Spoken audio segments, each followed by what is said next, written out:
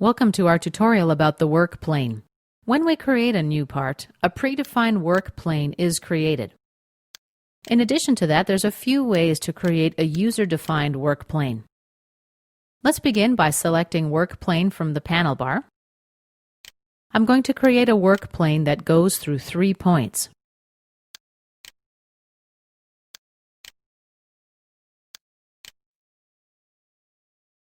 After the plane is created, it can be moved or resized.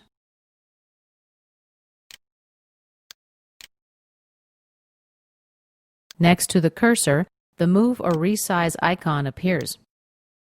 We can grab on all 4 corners to resize or move. Another way to create a work plane is tangent to a face through an edge. Let's select this curved edge. The edge is already pre-selected. Another way to create a plane is normal to an axis through a point. I'm going to shift select these planes. Now let's right-click and delete them.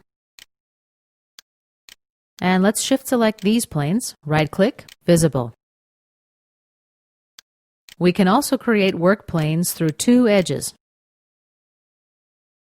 The work plane is offset from the surface or another plane. We can enter the distance of the offset or drag it up and down. Another way to create a work plane is through an edge at an angle to another plane.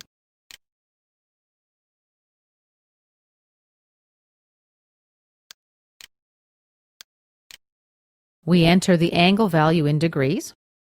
Let's say 45 and click OK. All right, let's shift select these planes, right-click and delete. We can create a work plane at a point on a curve normal to the curve. The last method for creating a work plane that I'll cover in this chapter is when a plane is parallel to another plane through a point. This plane is parallel to this face through the center point.